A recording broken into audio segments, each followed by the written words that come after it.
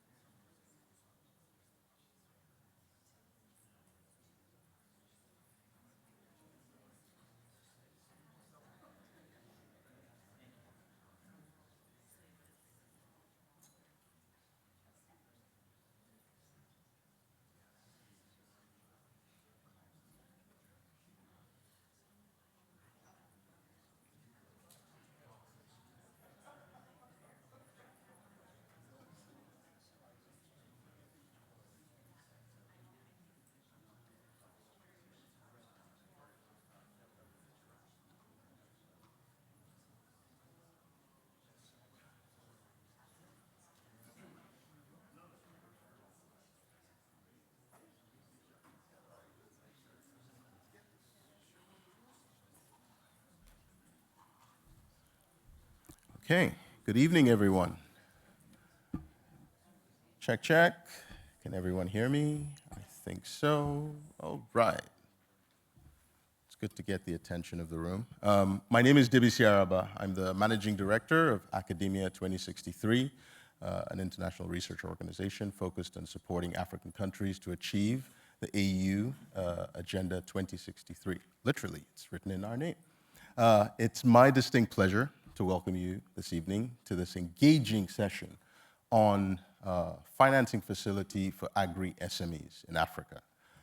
To kick things off, I'd like to invite, I hope he's,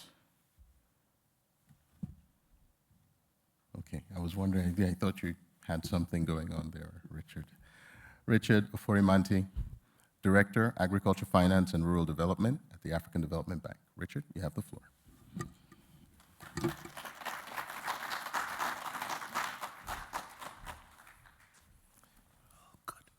Good evening, distinguished guests, colleagues, and partners. It's a great honor to welcome you to this important dialogue on financing the backbone of Africa's agricultural transformation, the Agri-SME Financing Facility.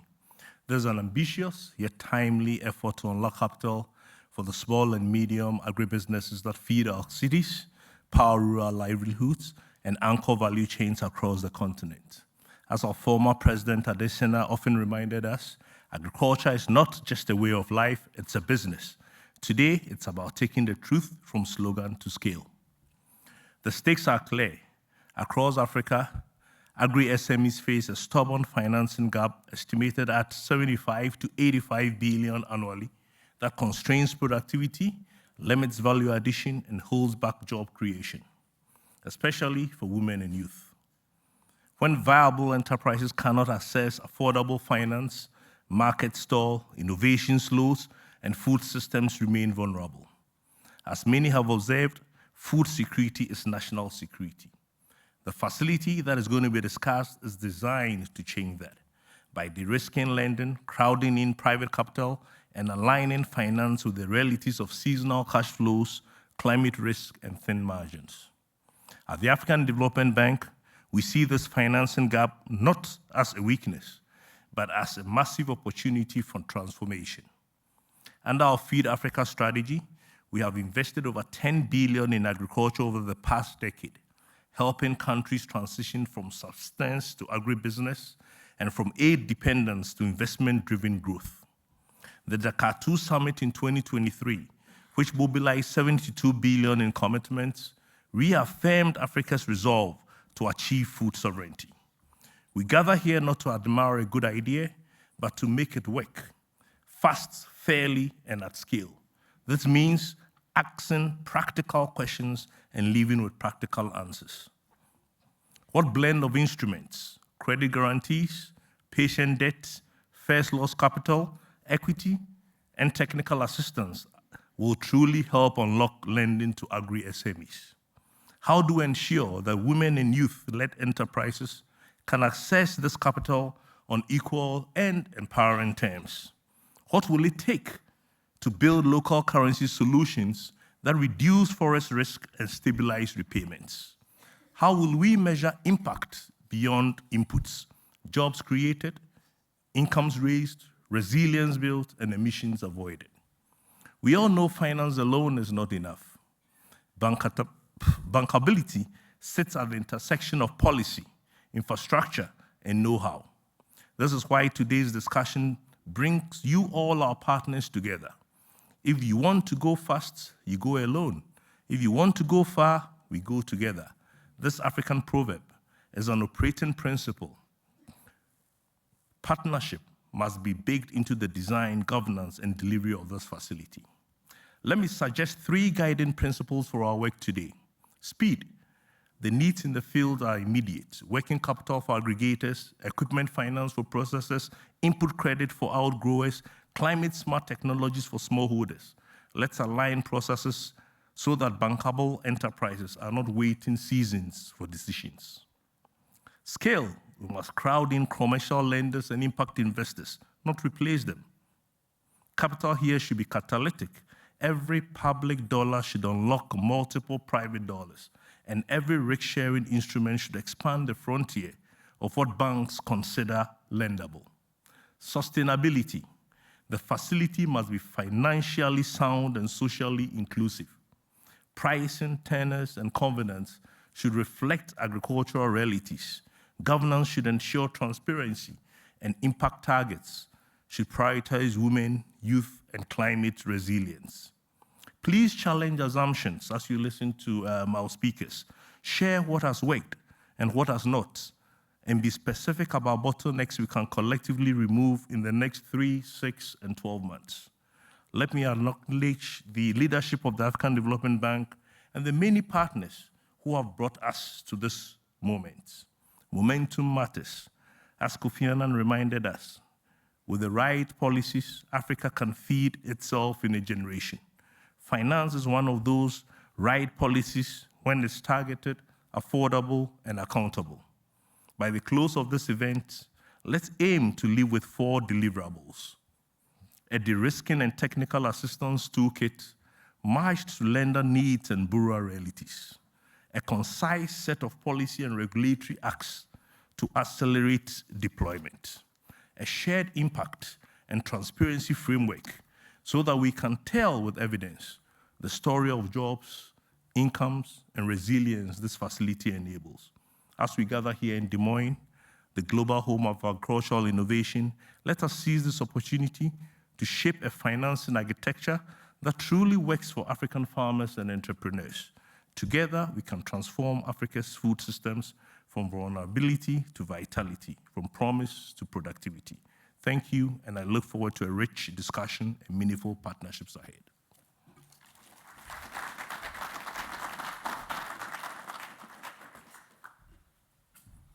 Oh my, thank you very much, Richard. That was quite inspiring. I think we can just pack up and go home. I think we've got everything we need here. Ladies and gentlemen, to move things along, I would like to invite Ms. Alice Albright, member of the Food Security Leadership Council, to provide the opening framing remarks. Alice.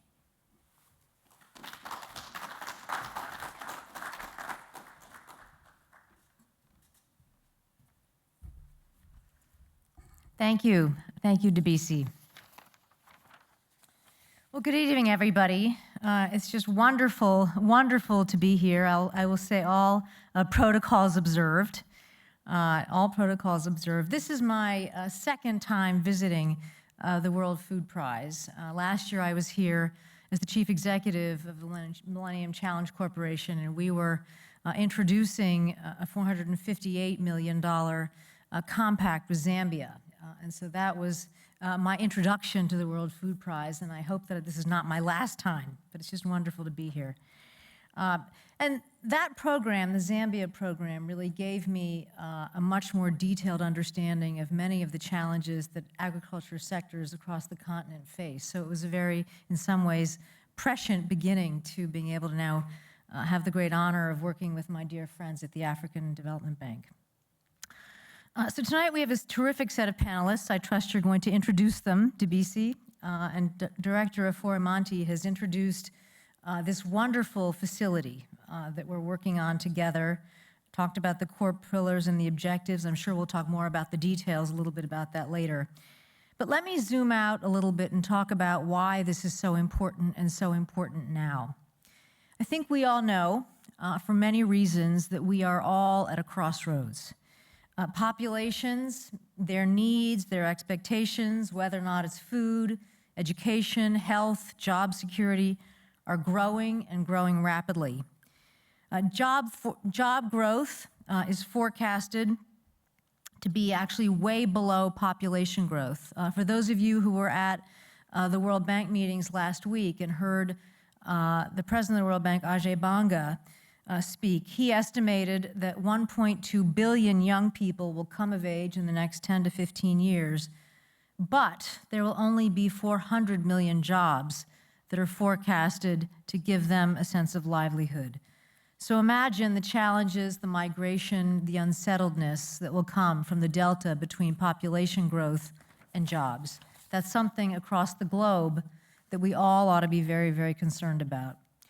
We all know that traditional sources of development finance are going down and going down rapidly, increasing debt loads going up, and the debt service on the debt loads is taking up a significant amount of fiscal space in many countries. Last time I checked, there were 50 or 60, I've seen both numbers, countries who spend more on debt service right now than they do on education and health. And with compound interest, that trend is going to continue. So scale up and commercialization of agriculture is one of the core sources of not only job growth, but also food security. But much of the agricultural activity on the continent is smallholder farmers, and they have difficulty growing, difficulty getting finance, and difficulty reaching scale. And that was at the core of what we were trying to work with the government in Zambia on with the compact that MCC had designed. Of course, this is a very, very complex problem, many reasons why. High transactions costs, perceived credit risk, difficulty in securing collateral, and on and on and on and on. This facility, drawing on the incredible capabilities of the African Development Bank, will seek to fill this gap. Though I think we all know that agriculture, though it has incredible potential and employment potential, is underfinanced. The AFDB has estimated that agriculture, while it employs 53% of the workforce on the continent, only received 5% of the lending. Think about the impact of that gap. The objective of this facility is to close this gap. The facility itself will be talked more about in the panel. We'll have one panel that will talk about both the structure, the next panel will talk about how money will be used. We've been working together to diagnose exactly what the challenges are. We see fragmentation, insufficient alignment with the policy environment, the need to extend the reach of financial institutions, and limited flexibility in the choice of financial instruments. As we go through the core pieces of the facility, you'll see that the different aspects of it address some of the main challenges that we've diagnosed. But this facility, in some ways, is about much more than financial innovation, although that in and of itself is important. It's also about unlocking a huge source of economic growth and a source of jobs, which will lead to livelihoods and the ability to pay for education and pay for many, many other things. So let me end with a call to action for all of us. I don't know how many of you heard Jose Andres speak this morning. I know that I was incredibly inspired by him. He talked about the power of food, how it is a cross-cutting imperative across so many aspects of the work that we all do, how it needs to be present in sort of every nook and cranny of government and government policy. He also spoke with a sense of urgency, ambition, and doing everything he could to get food to people in the most difficult places in the world. So I'd like to have a call to action for all of us to help the African Development Bank make this facility a reality. It's going to take advocacy, it's going to take financial support, and it's going to take real technical ingenuity, which is absolutely at the heart of what the African Development Bank is known to be able to do. So with all of that, let me thank you for inviting me. It's a challenging time, but let's get started.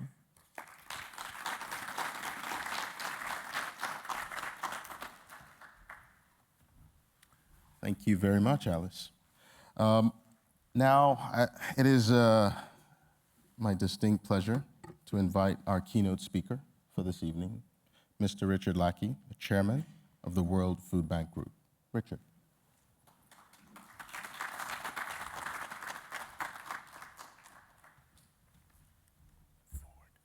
Forward. Yeah. There's no back button. We only go forward. All right. Well, I guess that sets the stage, doesn't it? I'm delighted to be able to speak with you. I appreciate the opportunity. I'm not your traditional development bank person. I come from the business side of things. So how many people are business or other? Okay, versus how many are development side? Okay. So we do have business folks represented and what have you, but there are a couple of things that I hope that we get across today. One is that we have to set the stage to be able to do what needs to be done. And I think Ms. Albright said it really, really well, in that there's the combination of things. It's not just the innovation, it's the technology, it's the leadership and the policy and the other things coming together that are really going to make things happen. And to do all of this will unlock the potential of Africa. And I just want to set the stage as someone that comes from an investor. And people ask me regularly, if you could only invest in one place, where would you invest? And I say, well, I only invest in one place right now, and it's Africa, because I believe it has the future at hand. So I'll just say that. I live in Colorado, but I spend my time and most of my work focused on what I think is the opportune market for the next 20, 30, probably 50 years. And I think that market is Africa. Not only if we unlock the potential of Africa, not only do we solve for things like food security, I think I'll share with you in a minute, we also solve for poverty. We also solve for climate. We solve for a number of things, beginning with one thing, which is soil. And if we focus on educating people, giving them access to the tools that they need, access to the finance and access to the markets, those four components, and they don't need to be perfect, but they need to be developed inside of the same ecosystem, it'll change the world. It already is. We already know what works. We just need to scale it. I'm not going to read all of this, but I think the important thing to recognize is that in the work that AFDB is doing now, they recognize the incredible importance of SMEs. The agribusinesses and the smallhold farmer are critical. And when we began working in Africa, we said, let's just start buying everything we can and help create a market. Well, quite frankly, 60 to 80% of what we bought didn't meet spec. You couldn't put it in a traditional manufacturing facility because the quality wasn't there. And where there was quality, there wasn't consistency. We were literally able to ship peanuts processed in the state of Georgia to Mozambique onto a peanut farm cheaper than we could bring them out of the farm and process them locally. I don't know about you. I'm from Georgia. I ain't great at math sometimes, but that ain't right. You know, there has to be a better way to do it, and there is a better way to do it, and it involves creating system solutions. So we'll talk a little bit more about that. But AFDB is truly unique in that it's acted as the tip of the spear for a very long time. It has this unique ability to bring together the counterparties to create this convergence, this stacked capital in a way that one part builds on the next. And the challenge that I'll give to you is the same one that I've shared with folks from the UN and other organizations, which is you can't solve the problem with aid, and you can't bring people into them by bribing them with something if they're from the private markets. You have to build a model that private markets want to come into. So the challenge isn't, can we just talk more private capital people into putting money in? You don't need to talk them into it. There's billions, hundreds of billions of dollars sitting ready, waiting to go into Africa if we set the stage. AFDB is leading that and organizing these systems so that that can be done. So if you want to put your finger on the pulse of what's happening, I invite you to follow along with what AFDB is doing. It's a strategy for the times. It's a strategy that not only solves for the issues that we have with population, but it solves for the challenges that we have for global food security. And that doesn't mean just solving the problem for Africa, having enough when there's a drought, when there's pestilence, when there's war, when there's people movement. It also means the rest of the world. They have enough. I'll give you one example. The government of Zambia, the country of Zambia, we did a study. They can produce about 120% of what Ukraine produces. Right now, they produce about 2% of that. You want to go to a market that has opportunity? You want to go to a place that has lots of water, lots of well-educated people that are ready to go? They need a platform and a system put into place that's vertically integrated so they can plug in. Look at countries like Zambia. There's only about 20 more like that. But Zambia is just a great example. AFDB is now putting together this facility of $500 million to begin a $7.5 billion facility that will bring in the bank's assets to leverage private capital. If we want to leverage those dollars, there's 10, 20, 30x of that in the marketplace, sitting in cash idle now, ready to go if we can get the right private partners to come in and join with us. So if you have interest in being part of that, or you have an area that's of special interest, I would invite you to come talk to us about it. When we talk about solving for poverty and food security in Africa, and I did something wrong here, my apologies. I switched that one over. Anyway, when we increase food security for the planet and we unlock the poverty side of it, I just want to give you just a quick example. In places like Zimbabwe, Uganda, Rwanda, Kenya, Tanzania, just a few of them, Ghana, Senegal, Cote d'Ivoire, Cameroon, and just a few countries. You can go to farmers that are earning $350, $400 a year, and you can put them on a program where it's almost gamified. And you can have them start with 100-day-old chicks. They can go to 200 to 400 to 800. I'll finance them for $2,000. They go from $350 a year in income to $3,800 in 12 months. They'll go from $3,800 to $6,800 in another 12 months. They're now in the top 3% of earners in their country, living 150 kilometers from the nearest big city. And they're buying a truck, they're putting metal roofs on their house, they're building schools. You know what else is interesting? I was in Zimbabwe just a few weeks ago, and I visited with a young lady who had gone through this program, and she showed me her new truck and her water well and her Starlink satellite and her 2,000 chicken coop and her 15 acres or 6, 7 hectares. Her property and her business value in the US would be $1.5 million. She built an incredibly strong business. It has crops growing on the side. She has a chicken business. She's taking care of her family. She's building a savings plan. But what's interesting is she's actually the leader of a cooperative that said, we appreciate so much the financing that you brought in, but we don't need it anymore. That's success, folks. That's success. 3 years, and this group of farmers makes enough money that they're building their own savings plan. They're financing new people coming into their program, into the cooperative, and they're making, on average, $8,000 to $12,000 a year in a country where the average income is $4,200. It took 3 years. We just need to put the right dollars into the right ecosystems to make that happen, and we need to do it at scale. We're going to talk about what it takes to model those things to scale. If you're building resilient ecosystems, it requires, in our estimation, an integrated value chain. I worked for an organization, I won't mention the name of it. Rhymes with Medicaid, but I won't say the name of it.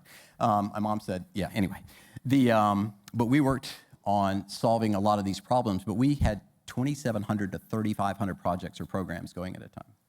There are a couple of people in here, because I know a few professors at Tulane and whatever that are some of the brightest people on the planet. They probably could manage 3,000 projects or programs at a time. I grew up in Georgia. I have trouble. I have to have a name tag so I remember my own name, you know? But when we do projects and programs all over the place without a focus on an ecosystem, we water down the end effect. This is coming from a business perspective. If I'm investing into a company that has 70 goals in 70 areas, well, I should say that. If I'm looking at investing into that company, I won't invest in that company.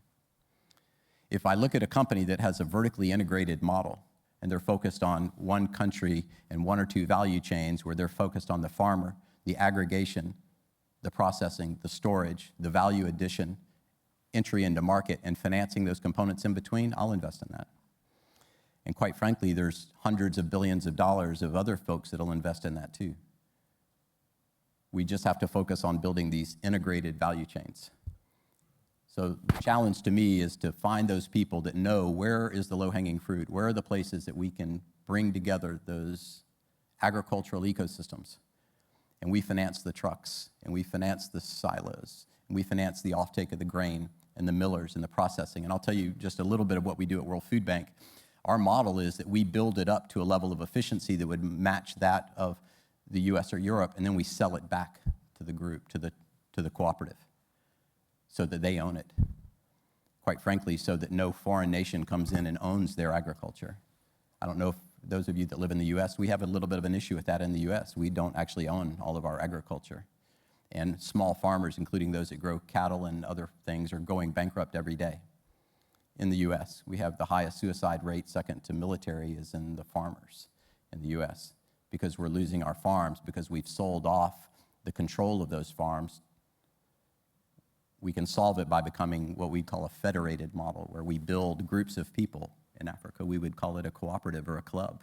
And we bring those people together using regenerative practices, which we don't have to worry about in Africa because most of them haven't used chemicals. And we grow premium products, which we automatically do in Africa because we don't have to fix the land that's damaged like we have in the US.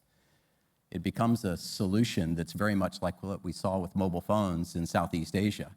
If we put these programs and systems into practice in Africa, we'll actually leapfrog first world countries with production, with quality, and with income.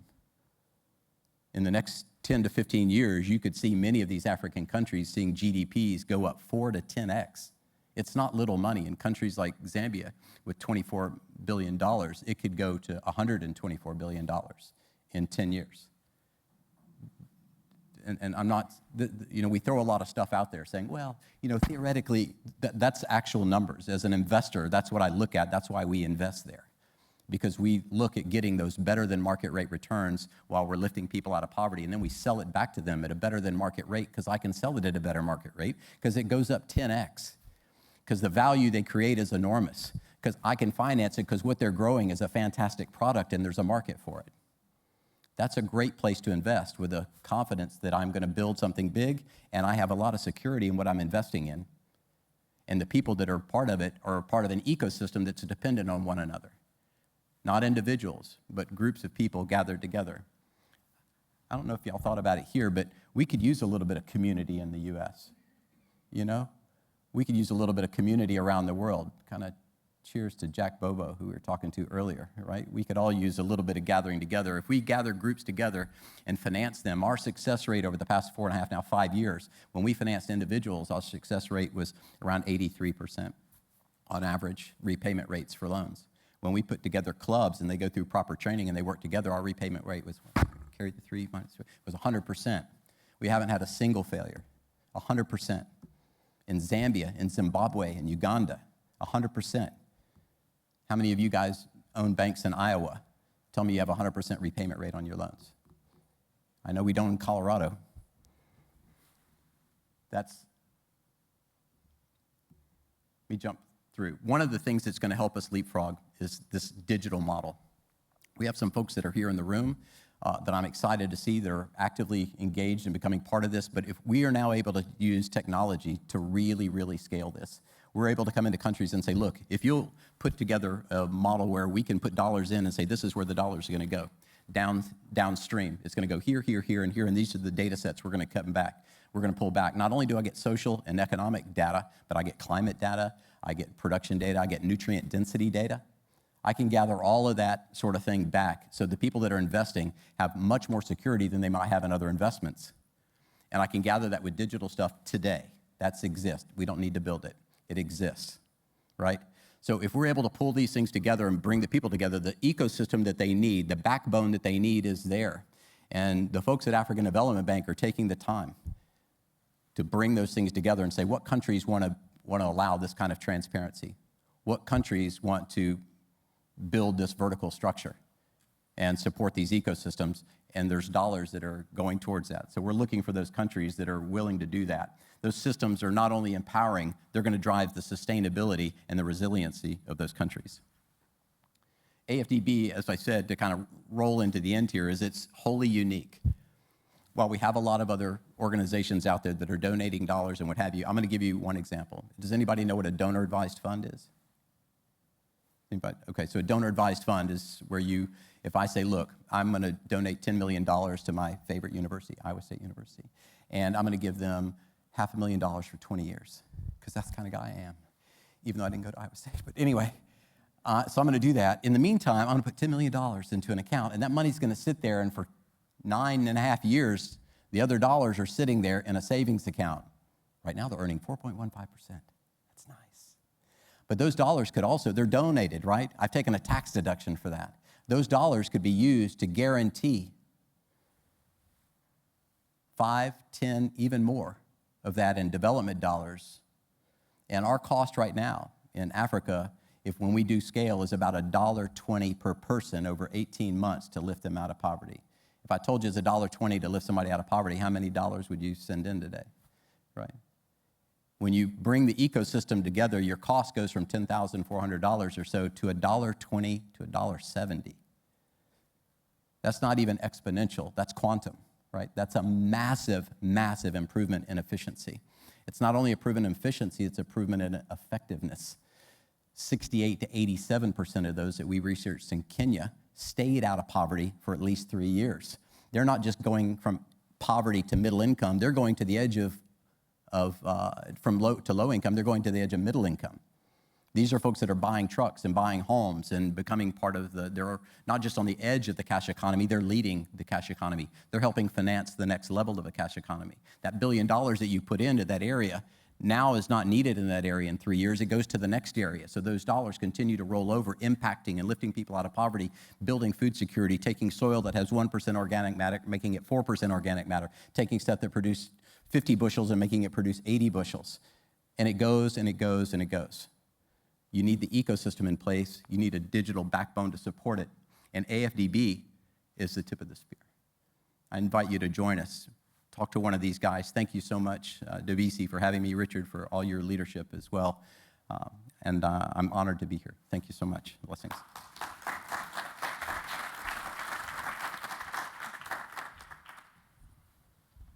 Fired up, ready to go. All right. Now, thank you very much, Richard, for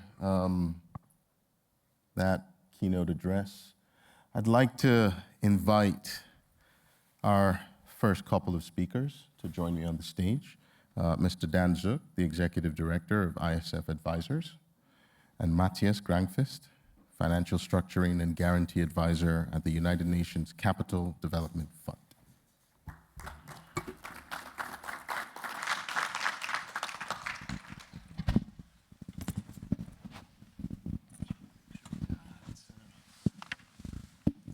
All right.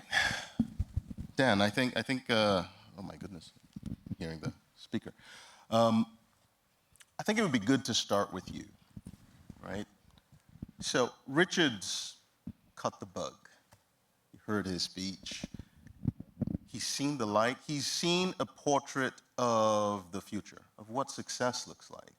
And you're helping to design the architecture that hopefully channels this. Can you walk us through your thinking in terms of how the architecture of the financing facility was designed? What are the components? What are the things that ideally you would have loved to put in? Where are the trade-offs? Is it a perfect vehicle? Are there things that you feel you had to sort of temper down a bit?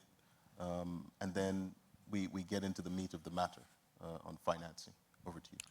Sure, yeah, thanks. And glad to be here with you all. When we started working with the bank to sketch out the idea for this new Agri-SME financing facility, we start with what's worked in the past and what's not worked in the past as well. But if you look back historically, it's not the first time that an agricultural economy has transformed. You can look to many examples. And what you consistently see is that there's a balance and sort of a dance between public finance and private finance. If you look at the United States and the land banks, if you look at Turkey joining the EU, there was a lot of public financing and public reform that went in to incentivize and push the financial system to lend to farmers. And ultimately what you see is a very pluralistic solution. Pluralistic meaning that it has multiple solutions, multiple financial products, multiple financial institutions. It's not a single bank or even a single ag tech or fintech or microfinance institution. It takes all of them together with all kinds of different financial products. And so then the question for this facility in the AFTB, you can probably put that one away. We can hide that slide for a minute. The question to the AFTB is how do you support what's there? How do you unlock these various channels? And that's kind of the starting point for it. And Alice talked about some of the key challenges that make that difficult. You have existing efforts are typically very fragmented. A lot of existing facilities are not very flexible. They might only have a single product, like maybe just do guarantees, but don't have other solutions and products connected. There tends to be an emphasis on the large tier 1 banks and financial institutions and overlooking the tier 2 or the subnational public and private banks. And it's typically just easier to move large ticket sizes. It's, farmers, they need smaller tickets, and so it's more expensive and more difficult to move smaller ticket sizes. So I guess to answer your question, the key principles we started with this facility is one, to think about how do you provide a combination of direct financing, patient financing that's combined with de-risking facilities. And secondly, combining that with technical assistance capacity building, that's for the value chains, but also for the financial institutions themselves to develop the right products.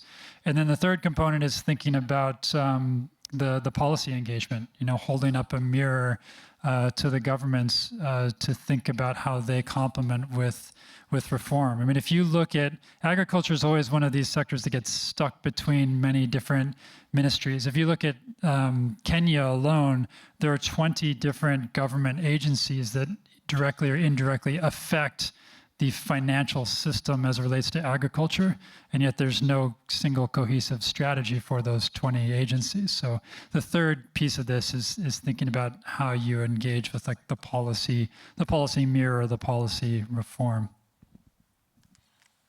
So, in terms of how this, plugs into the current ecosystem, I was going to pose this question to Richard, but I thought, we'll ask Dan first. But Richard, I'm coming to you. So where's our roaming microphone? If you could just hand it to Richard, he'll have to answer some of the questions he posed to us earlier this evening. Dan, what are the systemic issues that we're trying to mitigate here? What is this plugging into? And is this the silver bullet, or is this just part of the opening salvo of how we respond to the systemic challenges? Yeah, I mean, there's never a silver bullet. So one of the other key things we were thinking about is how does this plug into what's already out there? And so, the AFDB should not be building a facility to go lend directly to farmers. I mean, the AFDB moves, millions and billions, right? It doesn't move, thousands, and it wouldn't make cost-effective sense. So you need to look to what are the financial institutions and the catalytic facilities that are already doing this kind of thing. So you have structures like Aceli Africa, for example, that provides grant-based incentives to financial institutions.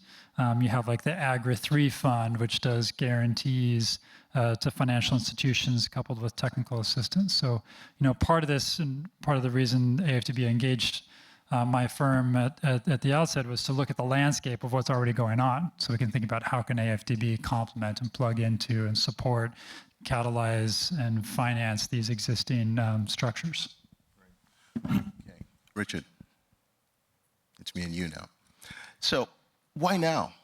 AFDB, you've got other SME facilities, you've got other instruments. Why this specific Agri-SME financing facility, and why now? I think the best person to answer that question is Martin. It's in the back out here. But anyway, I think, look, we've looked at various instruments in financing the Agri-SME sector. I mean, we do about, let's say, 1.5 to 1.2 billion in lines of credit to financial institutions, which are a conduit for us to get to SMEs. We are successful at doing that, but I think there's more that can be done. We also invest in private equity companies that act as conduit to get into these SMEs. That's definitely also working. At the same time, too, we go through aggregators. We do a lot of work with the aggregators, and I think the aggregators present a broad base for us to reach a lot of agri-SMEs, especially smallholder farmers, work with entities like Olam, work with entities like ETG, work with entities like the SOCDEN, work with entities like Robust International. These are all conduits for us to reach the agri-SMEs. However, we also think that we need a combination, a platform that brings together a combination of instruments, layered instruments, debt, equity, guarantees, first loss, technical assistance, working together within a digital platform.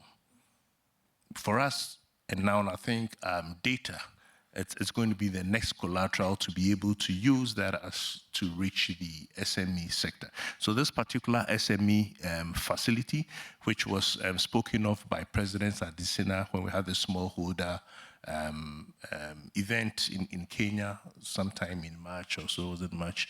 Sometime in March or so, would help us get to that particular point. It's a facility that I believe Dan is putting together that would blend and bring together all these layers of capital and then encompass that with technical assistance, sit on a digital platform to be able to help us deploy. So I think the combination of instruments which we already have, using already, but now bringing them together in a facility would help us reach the sector that we are looking at. Thank you very much, Richard. Matthias. Look, the bank is doing a lot, as you've heard from Richard, in terms of how it's aggregating financing. But the bank is not the last mile lender. AFDB is not going to lend to individual farmers. So there is this bridge that we need to sort of create between getting the quantum of affordable, accessible finance and then how we deploy it in a targeted manner to the recipients. What's, from your perspective, what are the challenges in achieving that? And then also, are there other things beyond finance, that you're seeing? Is finance the only challenge, or is there something else that perhaps we could integrate into this facility? For example, the bankability of deal flow. Over to you. Thank you for that question. So very nice being here tonight. My name is Matthias. I work for United Nations Development Capital Fund. And before that, I used to work at SIDA, Swedish Development Cooperation Agency. I used to be head of blended finance development unit and also risk and meta development. So I've been doing a few of these structures over the years, and I've learned a lot during those years. When I started working with blended finance, it was more like designing the instruments to get it deployed and get it working. But I learned along the way that being diligent is like super important. So now, before I do any instrument, I always go and do a substantial scoping in any jurisdictions to see what is the missing middle, what is the need. Is finance really the only problem? And what are the other problems? And can finance actually be a solution here? So I would say I've done these instruments in Rwanda, Zimbabwe, Zambia, Afghanistan, several countries in Eastern Europe. The African continent is the most challenging continent I ever worked in because there's a substantial need of other things than finance. There's electricity. There is substantial collateral requirements that the guarantee not always can waive off. There's also other challenges related to currency depreciation and currency risk, and how do you deploy instruments based on that. So I would say a substantial study and review combined with technical assistance components and tailored instrument for different jurisdiction is the best way to go. From my experience, working with tier 1 banks to reach farmers and SMEs has not been successful. You have to go to MFIs or to SACCOs to work with those kind of institutions to get the instrument utilized and also reach underserved groups. To reach women and youth, you normally have to put in a specific clause in the guarantee agreement stating that X% must be of financing of these eligible SMEs that is owned or driven by women or youth, for example. To get scale and to get this work the best is exactly as my co-panel said, to work in a structure that is working. That if there's a structure that guarantees 5 or 6 or 7 institutions already, you can really scale. Now, for example, in Afghanistan, we have set up a facility to support women-owned SMEs mainly, through an intermediary which is called Afghan Credit Guarantee Fund, that in turn guarantees 5 financial institutions, and then you can really see leverage and reach out on a totally different scale. And I think the leverage is above 10, which of course could be challenging in itself. But working on a structure that is already there is very important. But sometimes you have to invent the structure. We did that in Rwanda a year ago, and that is challenging and that takes time. But if you're diligent, it can work. And when it works, it can be great. Diligence. Thank you, Matthias. I think in the next panel, we're going to hear about examples of models for extending finance to targeted SMEs. And of course, in the March event that Richard alluded to, the African Development Bank brought to Nairobi quite a few startups that are working in this space, working to try out different alternative models to extend financing. So this pipeline issue is still there. The challenge remains, it's not unique, as I discussed with a delegate earlier in the day. It's not a cookie cutter thing where it works in one country and suddenly it's going to be 100% replication elsewhere. Context matters. So how do you then internalize that context into a Pan-African structure? Dan, walk us through the architecture of this facility. Sure. You can put that slide back up if you like. And I'm glad, the starting point is that AFDB has done a bunch of these things, as Richard said, right? I mean, AFDB has facilities for SMEs, not just ag SMEs, but SMEs in general. It has programs for women-owned businesses. It has fertilizer mechanisms.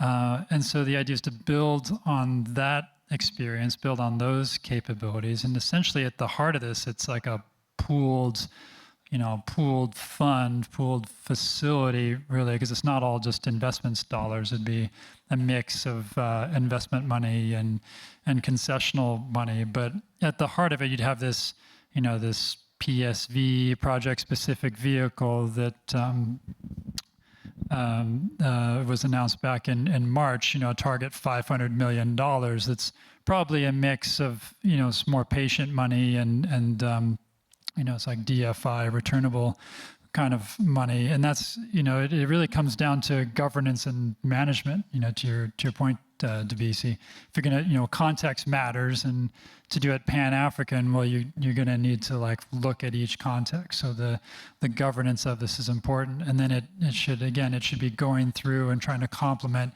existing things in the market. So you would have this vehicle, and it would be looking to do investments in various kinds of institutions. Could be financial institutions, could be, value chain actors, because actually where farmers get most of their existing financing is from within the value chain. It's not actually from financial institutions.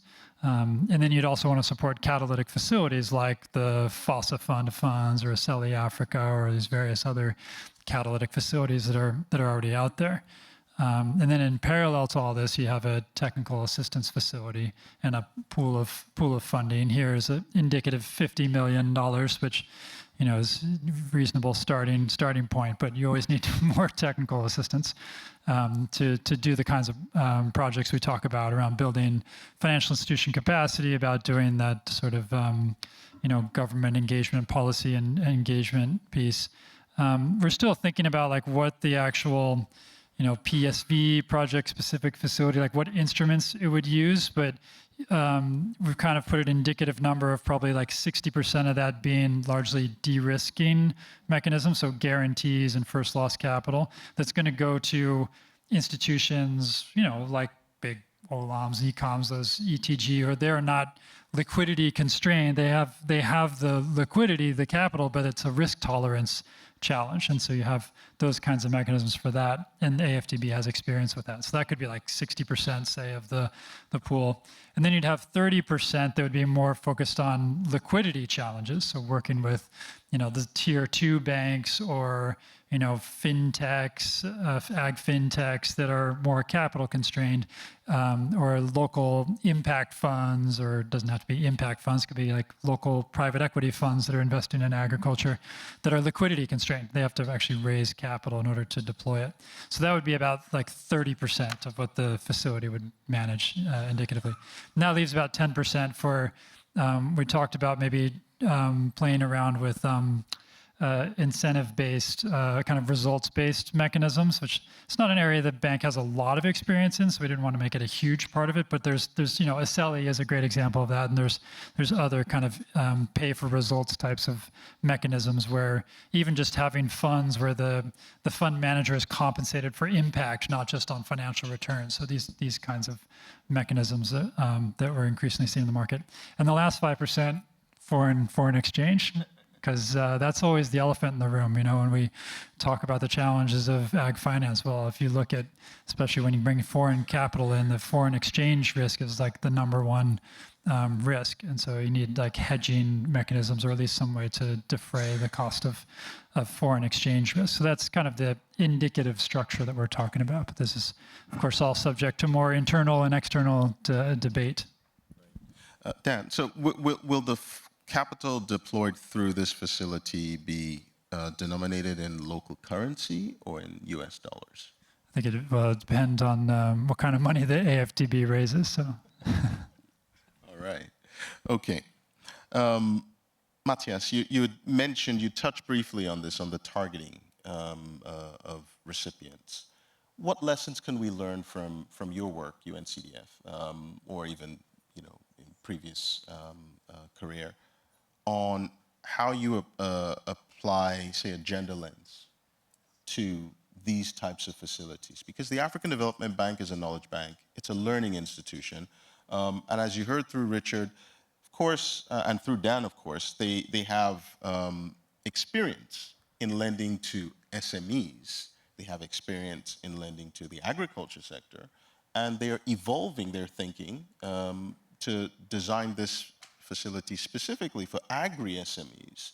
But how do we ensure that we are reaching the right recipients for the capital and the on-lending, so this last mile in country? What experience, what can you share with us from your experience? Thank you for that question. Also, this structure is very interesting and well designed. Congratulations for the good work.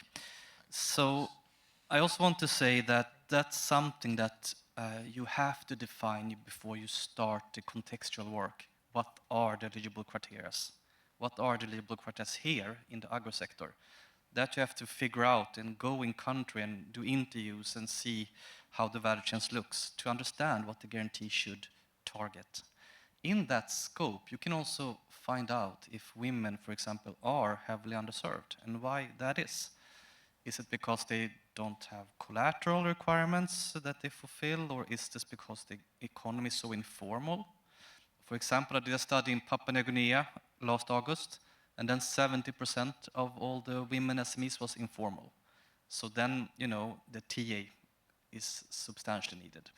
So we have to figure this out before you actually, in the end, design and deploy the financial instruments and derive those eligible criteria in the guarantee agreement. Also train the banks and the branches so they understand them. Then you can have utilization. That would be my answer.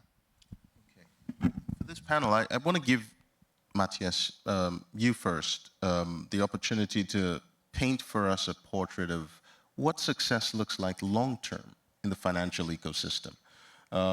Say everything works perfectly, should this facility continue to exist ad infinitum? Or if it needs to be pulled out, what's the marker of success that sends that signal for us to, you know, sunset this facility? Thank you.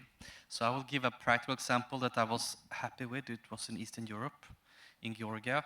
A few years ago, we designed a major guarantee facility with TA. We'd had a target of 40% women to lend to women.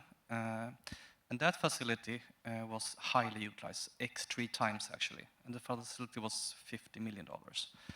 But also, the banks and the regulators reduced certain requirements, the collateral requirements. And when the guarantee was expiring, the lending still continued to in the same amount and also in the same process for women and youth. And that, I think, is a good mark of success. Good. So we hope to see similar success story across the continent. Now, Dan, congratulations again on at least getting this off the ground. But what's your, I would say your parting shot to the delegates in the room in terms of this facility has been designed. We're at the stage where we are, receiving capital to seed this and kick it off the ground. What would success look like for you in the near term? Yeah, thank you for the congratulations, but this is like, step 0 of like 100. So we're just really getting started. This is like a scarecrow that we can start to put some flesh on. But, I think the key is to get a few anchor funders that are like really bought into it and are going to go on this journey with the AFDB. I mean, the AFDB has its own balance sheet, but it's of course subject to keeping a certain credit score, if you will. So, you need this catalytic funders who really buy into it. And as I understand, there's some good initial conversations going on there. So that, getting that on board. And then I think there's you'd asked me earlier a great question about like the tensions and trade-offs, right? I mean, this is like an aspirational structure, but there's so many tensions inherent in the governance of this, the management of this, what it invests in, the metrics. And so I think there's just a lot more internal conversations within the bank to kind of get alignment around where it's going to be, how it's going to be managed, what it's going to focus on, which of these instruments are going to go first. So I think internal clarity at the bank about the first couple of steps, and then like external clarity on, the funders and partners that are going to come along. Thank you very much, Dan.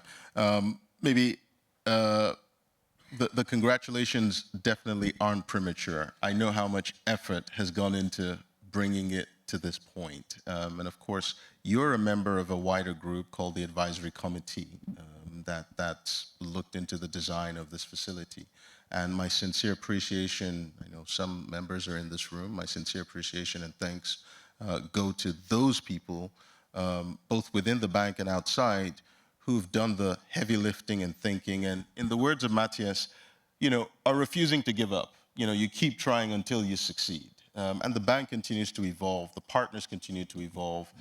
We have an Ethiopian proverb that says, when spiders unite, they can tie down lions, right? So this is about taking that long-term view, but, rolling up your sleeves. I don't even know, it's like a 3/4 length sleeve here, but I would say, well, rolling up your sleeve and, just getting down to business. And I think that's what the call is now. We've got to get down, we've got the architecture in place, let's get this funded, and let's start to see how we deploy the capital across the continent. Matthias, Dan, thank you very much.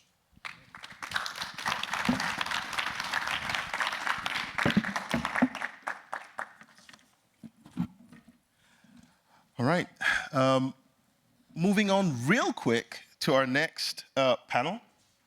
I'd like to invite Stephanie Smith, Senior Vice President, Humanitarian and Development at MasterCard Corporation, and Patrick Brisky, Senior Vice President of Business Development and Partnerships at HEFA International.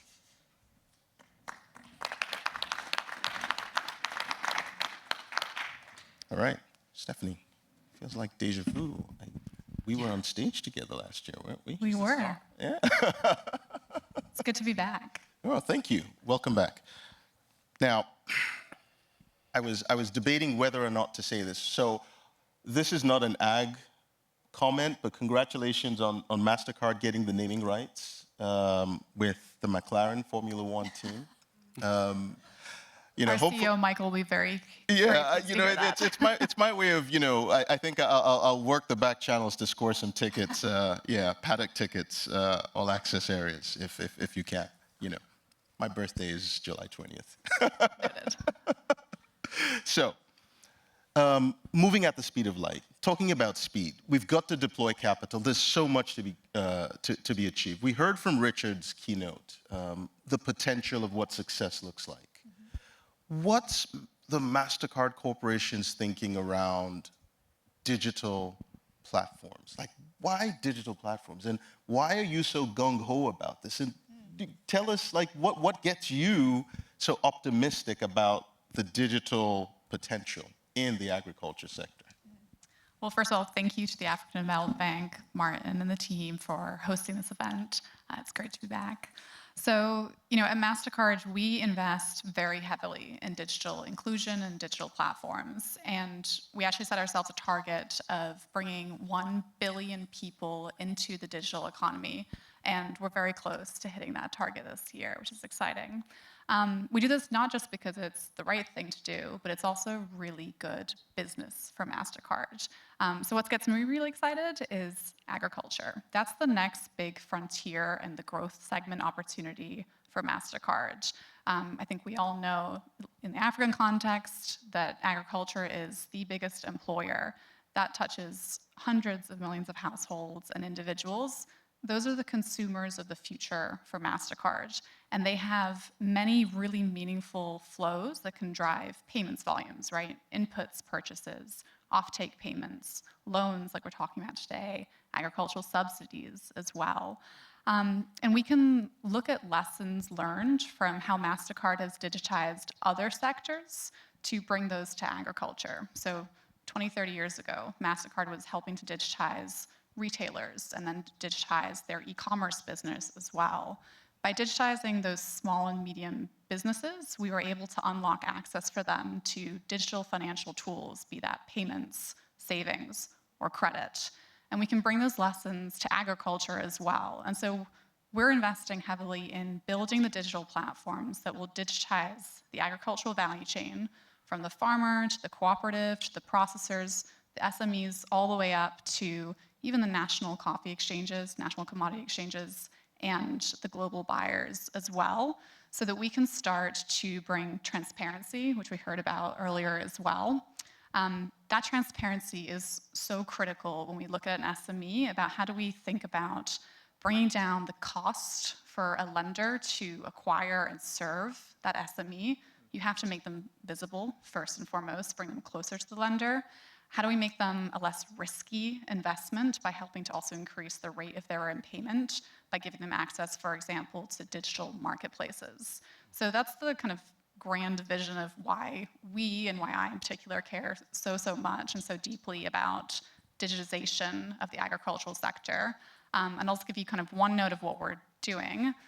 So we're building platforms. One of the examples is MasterCard Community Pass, which is essentially a digital platform that gives the agricultural SME, the farmer, the cooperative, a digital profile and then connects them to a network digitally of agricultural sellers, agricultural buyers, lenders as well, so that they now have this access and they can, and we hear this from farmers, we hear them report, hey, now I'm able to increase my yield 2 to 3x because I have access to authentic seeds and authentic fertilizers.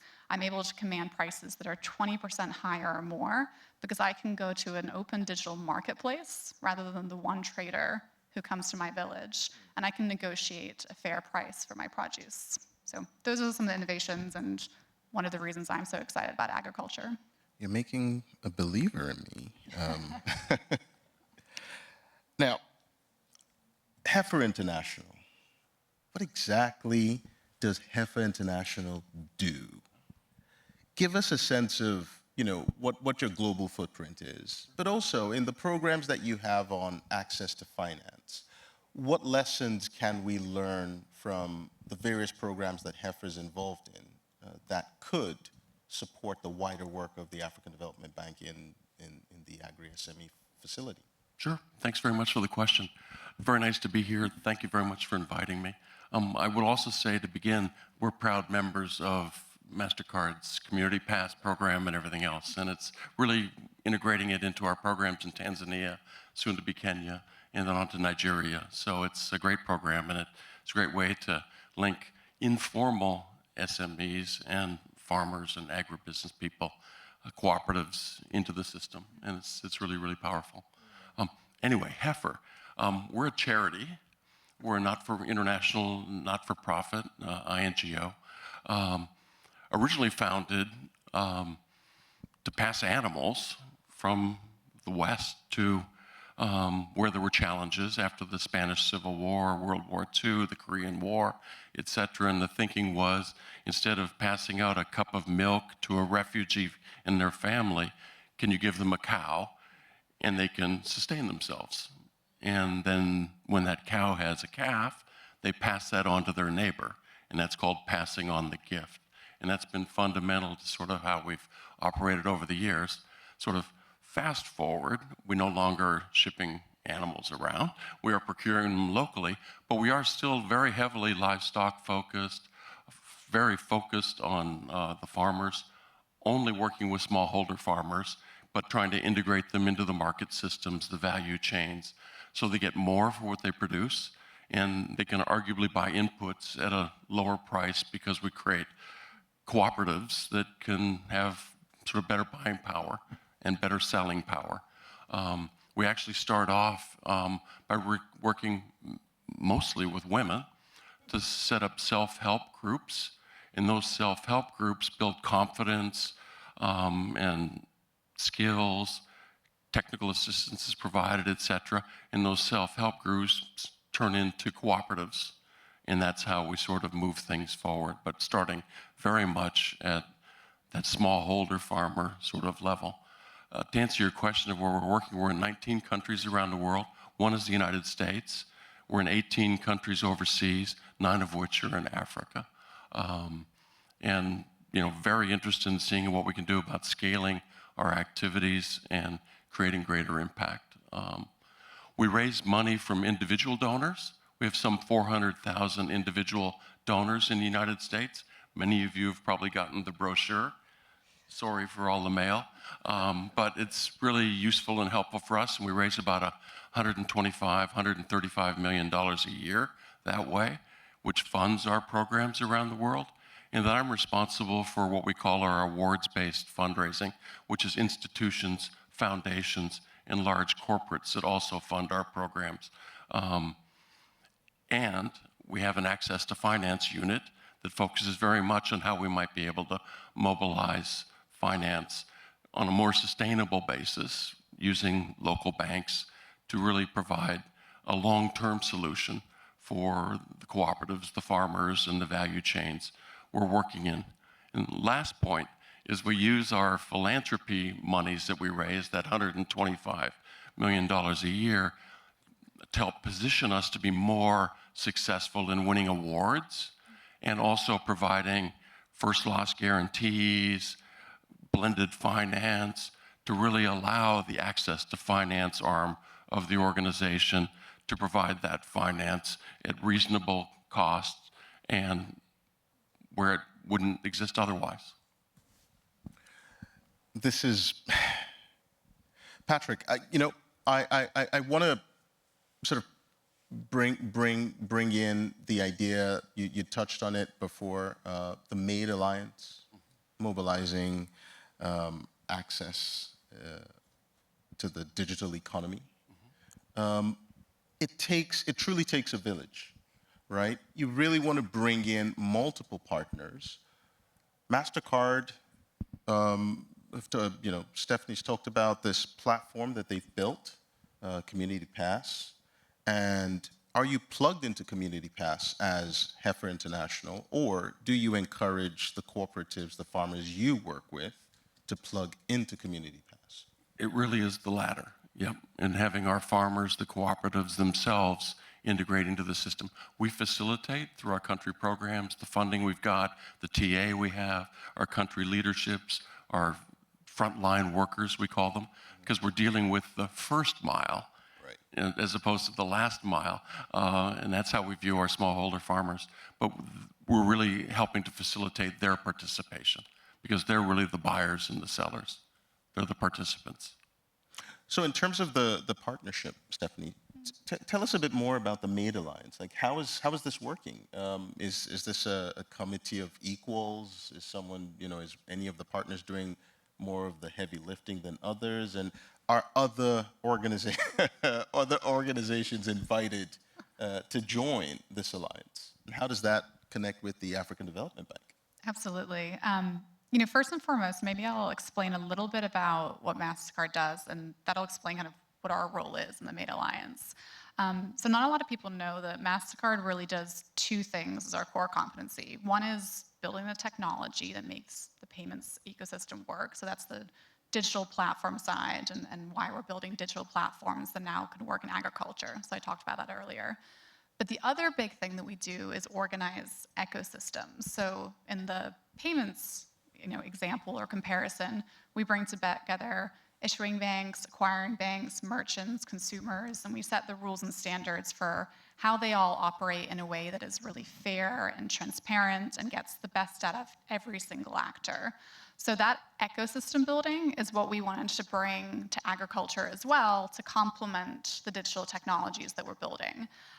So that's kind of the backdrop, and that's why we thought it was a great place for us to come in and, together with the African Development Bank and now with the World Bank as well, co-chair the MAID Alliance. So we're here in kind of a governance, a co-chair capacity, but we absolutely welcome really any and all partners to come and join us on our mission.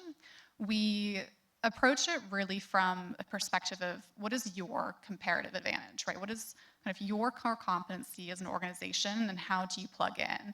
To your point of it takes a village, right? We need banks, we need digital skilling, we need farmers federations and organizations with incredible credibility, the first mile, like Heifer, to come in and build trust with the communities that we're actually serving. So there's all these different players, they all have their own roles to play.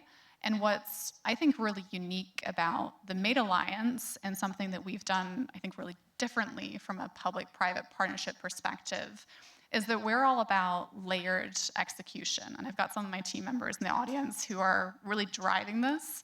They're sitting on the phone, this morning included, every week, talking to every member of the MAID Alliance to understand what everyone's doing, not just at a high level in theory, but at a specific village with a specific cooperative, so we can go in this layered approach and actually all work together to make the different parts of the ecosystem work. Because if we go alone, we will fail. But if we go together, as we talked about and heard earlier, we can really deepen our impact, we can accelerate our impact, and I think most importantly, if we're all working together, we can bring the cost to serve down for every individual actor, and that's how you start to see commercial models that are also scalable. So we are approaching this tipping point. So you've got multiple organizations aligned on this vision and willing to collaborate. In terms of the systemic issues that we touched on in the earlier panel, with Dan Zook, what systemic challenges? Gave a little chuckle there. What systemic challenges are you observing, and how are you engaging or tackling them? So Stephanie first, and then Patrick. Well, there's definitely many challenges, right? Otherwise, we wouldn't have jobs and things to do. We would have cracked this nut already. I mean, there's quite a few that jump to mind. One, of course, is we heard about the electricity challenge. There's the connectivity challenge, right? Most of the smallholder farmers that we're looking to work with are offline today. They maybe have no, if at best, kind of intermittent, limited connectivity. So we need to solve for that challenge, and you can do that in a few ways. One is you can build digital tools that don't have to be online and don't have to have 100% uptime, maybe just intermittently are able to sync. That's what we've factored into the design of the Community Pass platform. But you can also bring in partners, which we've done with Microsoft Airband, with unconnected.org, and they work with local ISPs to actually bring connectivity to cooperatives who can then distribute it to their local villages as well, and that makes them a commercial hub. So connectivity is one really big challenge that we're thinking about and building that into, baking that into the design of the Made Alliance and all of our programs. There's so many more. I talked a little bit earlier about the trust challenge as well. That's why we work with organizations like Heifer and the Farmers Federations. There's obviously always a big financing question as well, right? There's a lot of upfront costs. So how do you bring in the philanthropic, the patient capital to de-risk? So those are a few to jump to mind. There's many more that we could talk about, I'm sure. Yeah, and I'm pretty sure members of the audience would like to pose a few questions to you.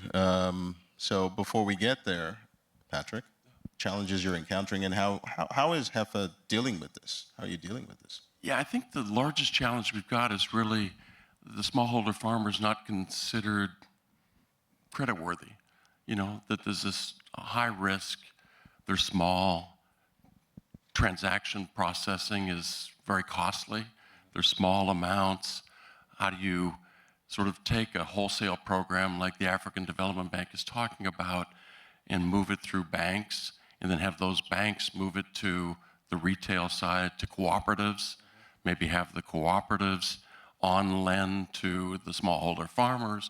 There's that wholesale to retail challenge that I think we face. Convincing banks that their smallholder farmers and their cooperatives are worthy risks. Our loan loss rate is less than 1%. We've got about $21 million out now. That's in equipment financing, blended financing, as I said before, first loss guarantee programs, where we're getting a 10x sort of return once we've convinced the banks to lend because we're guaranteeing their losses. Right. But ideally, that need goes away. Once they see that this is a viable business, you can structure it properly.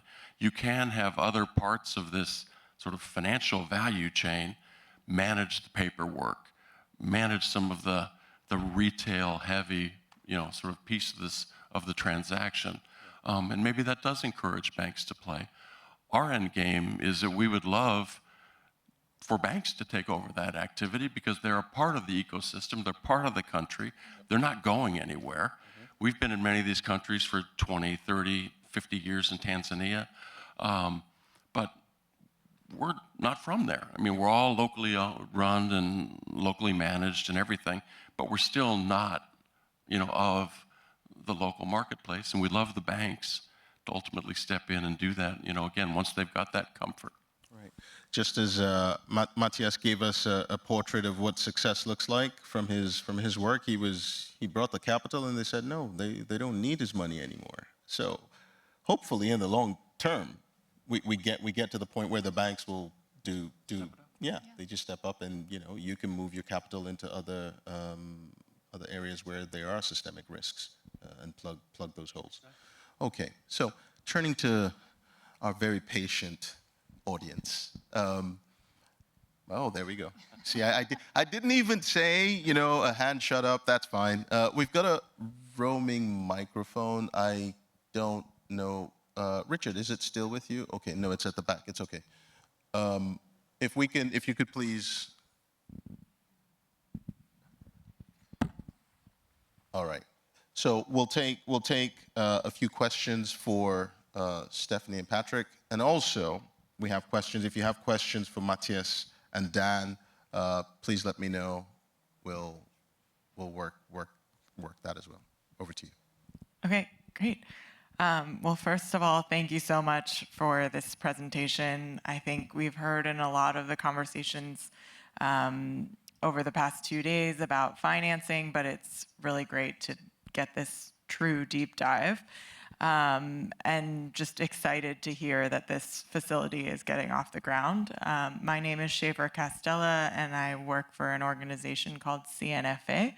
And we focus on agricultural market development in emerging economies. And we've done a lot of sort of TA work, both for banks as well as SMEs, and also looked at policy enabling environments for finance. So I'm very curious about how the TA piece of the facility is. So I'm looking over at this direction because I think that question is more for them than for our esteemed guests on stage.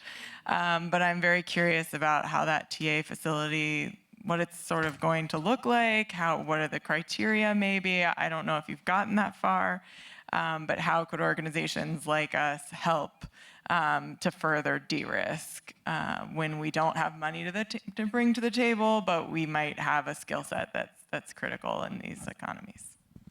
Thank you. Next question, the gentleman in front. Thank you very much. I want to comment first AFDB, AFDB, and with also Mazda and World Bank, all this, without this kind of financial system, Africa probably never been, developed like current. And so I want to give one example, particularly for Mazda Bank. 1 month ago, I traveled to Mongolia. Mongolia was independent from Russia 30 years ago. They are the livestock countries. This Mongolia, for 800 years, they raised the livestock without the corn, just for, the natural, grassland. But because of climate change, recently, particularly 2023 and 24, the 40 degrees centigrade, 2 meter snow, it destroyed the, not of the 9 million livestock. So 1 month ago, I visited the 3 provinces, particularly one province, the northwest province near the border of the Russia and China. And I never see this kind of road for my whole life. Even from my experience, 79 from Africa. They are riding just 30 kilometer distance. It took 6 hours to reach over there. They are riding by the horse. They enjoy the horse ride, they enjoy it. But after 2 days, my traveling like this, I was sick. And so infrastructure development by AFDB and your, Mazda, all this. So since the U.S. had a diplomatic, kind of the fighting war, China and Russia. This the remote area of the Mongolia. I've been working up there for about 20 years, mostly second city of the Mongolia. But this northeast area, where the just like the maybe 75 years of the Korea, you know.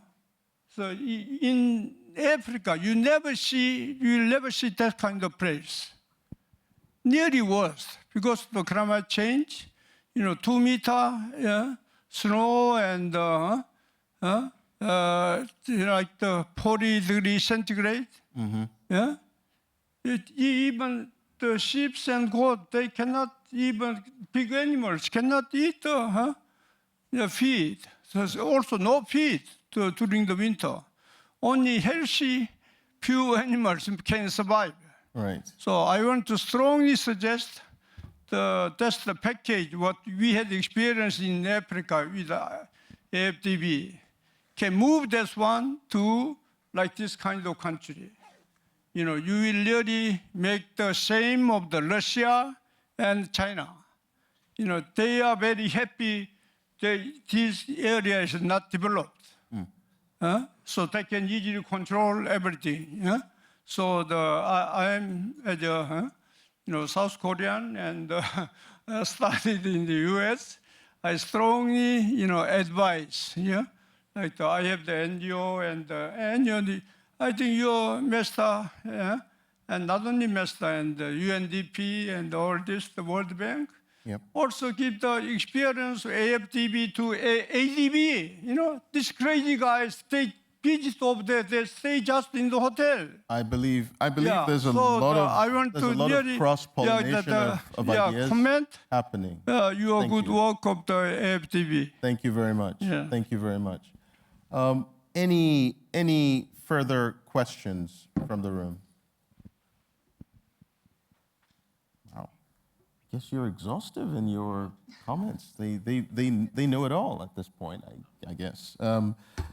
Stephanie, Patrick, thank you so much for your intervention. Thank you for your contributions, and thanks for walking us through how we could be thinking through how we deploy capital.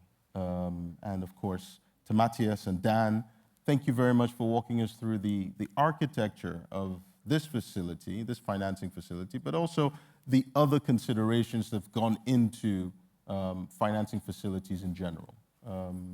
Dan, you had a question, or there was a question for you. There's the question about the technical assistance Correct. facility. How the TA facility will work.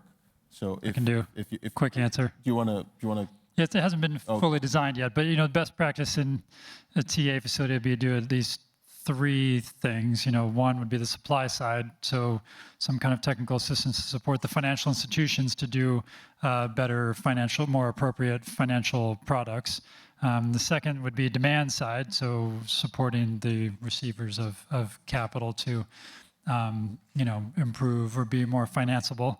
And then the third bit would be more the ecosystems. That could be the learning, the dissemination of what's being learned, the coordination with other entities, or the also the data collection and analysis, and the M&E. That's a pretty generic answer. So the real answer is that it hasn't been fully designed yet. But the fundamental question is like how much of that is done by AFDB and how much that is done by other partners that are very capable of doing that as well.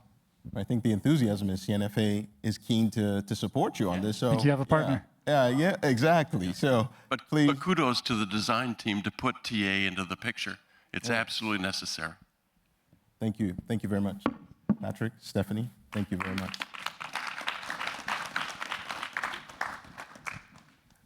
Ladies and gentlemen, I would now like to, I'm not even sure about the protocols around this, but I would like to invite Dr. Sidi Ulta, the president of the African Development Bank, represented by Dr. Martin Fregene, the acting vice president, Agriculture, Human and Social Development. Mr. President, you have the...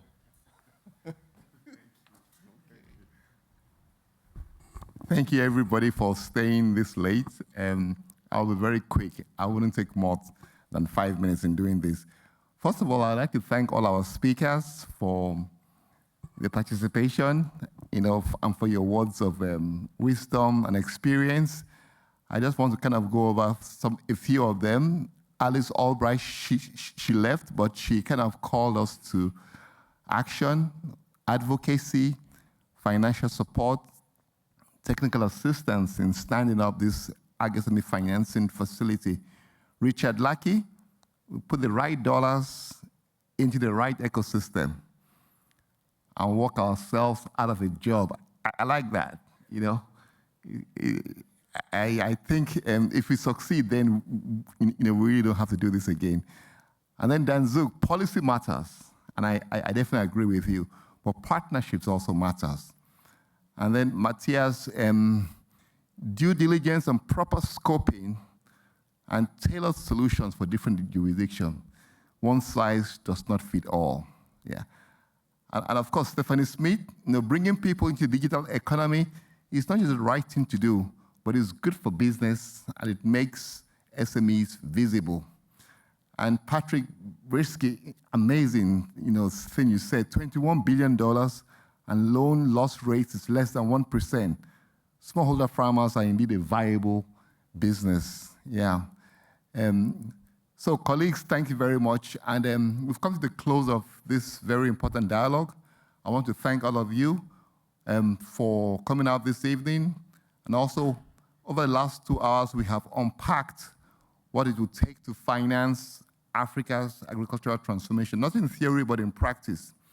The insights shared today reaffirm one truth, that the continent's agricultural future will be driven not by public spending alone, but by entrepreneurship, innovation, and finance that truly reaches the last mile. A few key insights. The first one, borrowed from Richard again, the holistic approach. Ag-SME financing is not financing a single project, but a holistic approach to link smallholder farmers to food production technologies, to logistics, to processing, to markets. A second, again borrowed with a modification, policy is critical. Policy that scales holistic approaches to a significant part of the farmer population. I would say more than 80% of the farmer population, and adopts digital models that tracks the flow of funds to ensure transparency, and also digital reporting to validate the impact of investment. Policy that looks at the financial regulatory environment, as Dan told us, and partial credit guarantees to de-risk private sector investment. Third, partnership, again, borrowed from the speakers. Partnership are our greatest assets. One thing that we bring to the table as the AFDB is our convening power. We actually think this ACT facility embodies the spirit of collaboration between governments, development partners, philanthropic organizations, the private sector, and local financial institutions. It demonstrates what can happen when we all pull our comparative advantages and rather than duplicate efforts. On next steps, we will finalize the facility at the design. We will launch a pilot phase in about 5 countries, working very closely with many of you tonight. And then we will mobilize additional financing from partners to reach our target of $500 million. We'll also integrate climate smart and digital finance instruments to ensure that every instrument contributes to the goal of food security. Our call to action tonight is simple but urgent. Join us as financiers, as innovators, in building the backbone of African agricultural transformation. African agriculture is the future. If we're going to feed 9 billion people by 2050, African agriculture has to become competitive, has to become productive, and also has to become a business. And lastly, I want to thank you all for your contributions, and together we can make the Agri-SME financing a reality in our lifetime. Thank you so much. I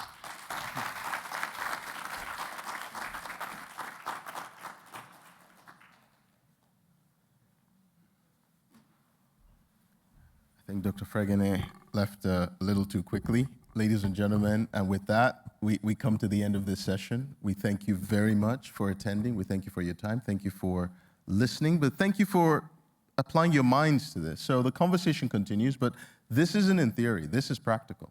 So this facility is being deployed. If you have networks, interest in this, feel free to reach out to our technical partners, members of the advisory committee, and of course, staff of the African Development Bank. Thank you very much and have a good evening.